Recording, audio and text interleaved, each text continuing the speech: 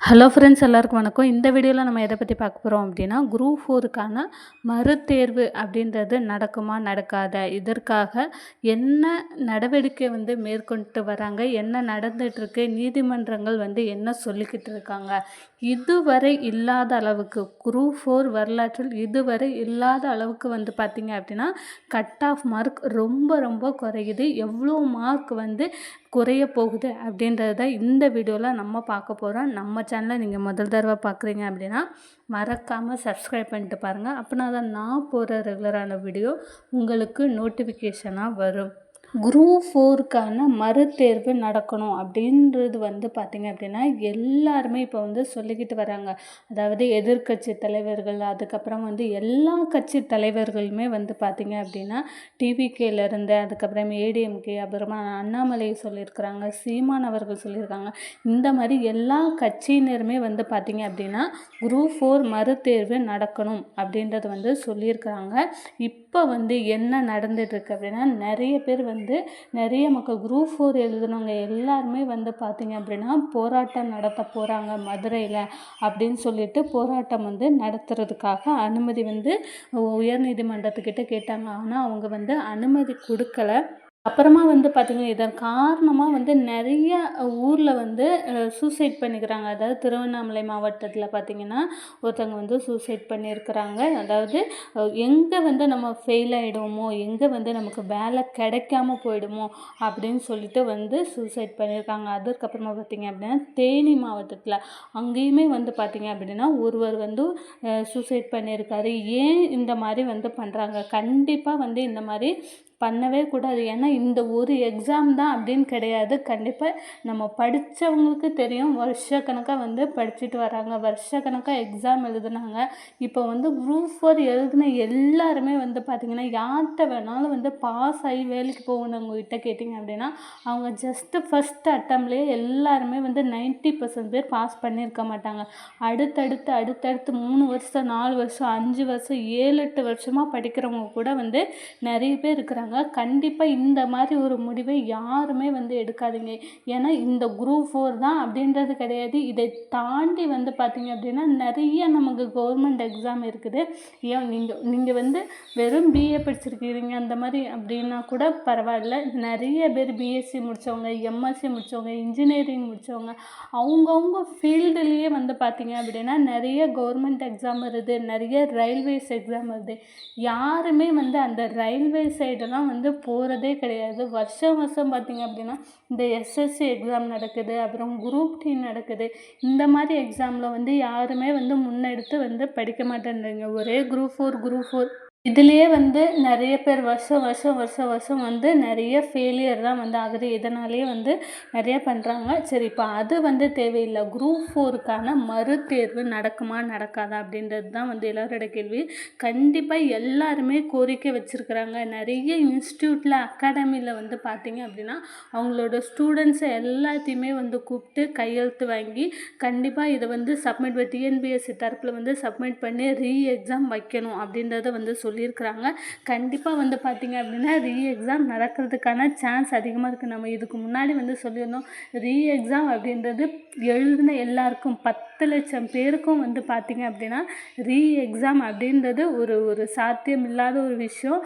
ஆனால் இப்போ பார்த்திங்கன்னா இதுவரை குரூப் 4ல் இதுவரை நடக்காத ஒரு விஷயமா இந்த வருடம் பார்த்திங்க அப்படின்னா அவ்வளோ பேர் இதுக்கு அகெயின்ஸ்டாக இருக்காங்க. இந்த குரூப் 4 எக்ஸாம் கண்டிப்பாக சரியில்லை, கண்டிப்பாக இன்னொரு எக்ஸாம் வச்சே ஆகணும் அப்படின்றதுல எல்லாருமே உறுதியாக இருக்கிறாங்க. இந்த உறுதியோடு நம்ம கடைசி வரை நம்ம போராடணும்னா கண்டிப்பாக எக்ஸாம் வைக்கிறதுக்கான சான்ஸ் பார்த்திங்க அப்படின்னா அதிகமாக இருக்குது. இது சம்மந்தமாக நம்ம டிஎன்பிஎஸ்சி குரூப் 4லேருந்து எந்த ஒரு அறிவிக்கையும் அவங்க விடாமல் இருக்காங்க. இது வரைக்கும் நம்ம இவ்வளோ பேர் போராடி இருக்கோம், நிறைய பேர் லெட்ரு கொடுக்குறாங்க, நிறைய பேர் ஃபோன் கால்ஸ் பண்ணி கேட்குறாங்க, நிறைய பேர் அவங்க கேஸ் போடுறாங்க, எல்லாமே நடந்துகிட்ருக்கு. ஆனால் டிஎன்பிஎஸ்சி தரப்புலேருந்து இது வரைக்குமே பார்த்திங்க அப்படின்னா எந்த விதமான பதிலும் சொல்லலை. கண்டிப்பாக பார்த்திங்க அப்படின்னா கூடிய சீக்கிரம் அவங்க பதில் சொல்கிறதுக்கான நேரம் வரும். ஏன்னா கேட்டிருக்க கேட்கக்கூடிய கேள்விகள் வந்து அந்த மாதிரியான கேள்விகளாக தான் இருக்குது. இது வரைக்கும் இல்லாத அளவுக்கு லாஸ்ட் இயரில் வந்து பார்த்திங்க அப்படின்னா 175 180 எடுத்தவங்கெல்லாம் வந்து பார்த்திங்க அப்படின்னா இந்த டைம் வந்து ஒரு 130 140 தான் எடுத்திருக்கிறோம் அப்படின்னு நிறைய பேர் வந்து சொல்கிறாங்க. ஏன்னா அந்த அளவுக்கு கொஸ்டின்ஸ் நம்ம வந்து புக்கில் ஒரு ஆன்சராக இருக்குது, அவங்க வந்து ஒரு ஆன்சர் கொடுத்துருக்குறாங்க. இந்த மாதிரியான கேள்விகள் வந்து பார்த்திங்க அப்படின்னா நிறையவே இருக்குது. அதாவது தமிழாக இருக்கட்டும் ஜிகேவாக இருக்கட்டும் புக்கில் ஒரு ஆன்சர், அதாவது 9th 10th புக்கில் நம்ம புக்கை பார்த்து தான் வந்து அவங்க படிக்கணும்னு சொல்லியிருக்காங்க. நம்ம புக்கை பார்த்து தான் படிக்கிறோம். புக்கில் என்ன ஆன்சர் இருக்குதோ அதுதான் வந்து ஆன்சர். அவங்க வந்து சிலப்பதிகாரத்துலேருந்து எடுத்தாங்க, அதுலேருந்து எடுத்தாங்க, திருக்குறள்லேருந்து வந்து ஆன்சர் எடுத்தாங்கன்னா நம்மளும் வந்து திருக்குறளில் ஒரு ஆன்சராக இருக்கும், புக்கில் ஒரு ஆன்சராக இருக்கும். நம்ம வந்து இதில் எந்த ஆன்சர்னு வந்து நம்ம சொல்ல முடியாது. நம்ம புக்கு பாடநூல், அதாவது 6வதுலேருந்து 10வது வரை புக்கில் என்ன இருக்கோ அந்த ஆன்சர் தான் நமக்கு ஆன்சராக இருக்கும். கண்டிப்பாக வந்து எல்லாருமே வந்து இதற்காக போராடணும், இதற்காக குரல் கொடுக்கணும். கண்டிப்பாக வந்து எல்லாருமே வந்து நம்ம இதுக்கு எதிராக வந்து நம்ம பேசணும். அப்படின்னா எக்ஸாம் நடக்கிறதுக்கான சான்ஸ் வந்து அதிகமாக இருக்குது. இப்போ வந்து பார்த்திங்க அப்படின்னா இப்போ சிஎம் வந்து ஹாஸ்பிட்டலில் இருக்கிறாங்க. கண்டிப்பாக அவங்க வந்து டிஸ்சார்ஜ் ஆகி வந்ததுக்கப்புறம் வந்து பார்த்திங்கன்னா ஏதாவது ஒரு ஆக்ஷன் வந்து நமக்கு எடுக்கணும். கண்டிப்பாக வந்து ஏதாவது ஒரு மாற்றம் வந்து உண்டாகும்.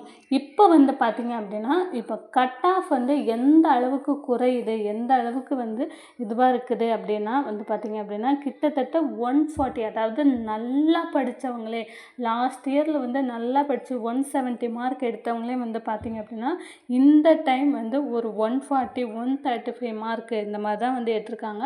ஸோ வந்து டிஎன்பிஎஸ்சி தரப்புலேருந்து நமக்கு எக்ஸாம் அப்படின்ற ஒன்று வைக்காட்டி கூட கண்டிப்பாக கட் ஆஃபை குறைச்சி நமக்கு வேக்கன்சிவான இன்க்ரீஸ் பண்ணி கொடுக்கணும். அதை கண்டிப்பாக அவங்க செஞ்சே தான் ஆகணும், வேறு வழியே கிடையாது.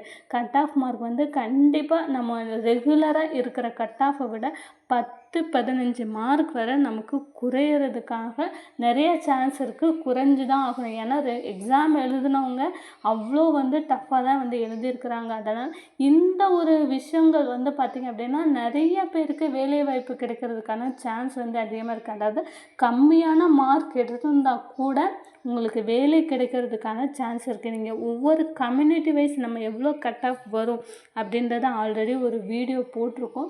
ஸோ கண்டிப்பாக போய் பார்த்து தெரிஞ்சுக்கோங்க. நிறைய குரூப் 4க்காகவே படித்து உழைச்சவங்களுக்கு வந்து பார்த்திங்க அப்படின்னா இந்த குரூப் 4 எக்ஸாம் வந்து கண்டிப்பாக ஒரு பதில் சொல்லும். அதனால் வந்து பார்த்திங்க அப்படின்னா வேலைவாய்ப்பு அதிகமாக கிடைக்கிறதுக்கான சான்ஸ் இருக்குது. அவங்க வந்து வேகன்சியை கண்டிப்பாக இன்க்ரீஸ் பண்ணி நமக்கு வந்து கட் ஆஃப் மார்க்கு குறைச்சி நிறைய பேருக்கு ஒன்று வேலைவாய்ப்பு அவங்க வழங்கலும். இல்லை வந்து பார்த்திங்க அப்படின்னா இப்போ எழுதின 10 லட்சம் பேருக்கும் அவங்க எக்ஸாம் வந்து நடக்கணும். இந்த ரெண்டில் ஏதாவது ஒரு விஷயம் வந்து பார்த்திங்க அப்படின்னா கூடிய சீக்கிரம் வந்து பார்த்திங்கன்னா நடக்க போது. இதற்கு பதில் வந்து அவங்க கூடிய சீக்கிரம் அதற்கான அறிவிக்கையை வந்து கண்டிப்பாக வெளியிடுவாங்க. ஏதாவது ஒரு பதில் வந்து அவங்க சொல்லியே தான் ஆகணும். நமக்கு நிறைய கட்சி தலைவர்கள், எல்லா எதிர்கட்சி தலைவர்களும் வந்து பார்த்திங்க அப்படின்னா இதற்கு எதிராக வந்து குரல் கொடுக்குறாங்க. நிறைய குரூப் 4 வந்து மறுதேர்வு நடக்கணும் அப்படின்னு நிறைய பேர் வந்து பெரிய பெரிய தலைவர்கள்லாம் வந்து சொல்லியிருக்கிறாங்க. நம்மளும் வந்து பார்த்திங்க அப்படின்னா கண்டிப்பாக வந்து போராடுவோம். கண்டிப்பாக வந்து ஒரு முடிவு அப்படின்றது இதற்கு வரும்.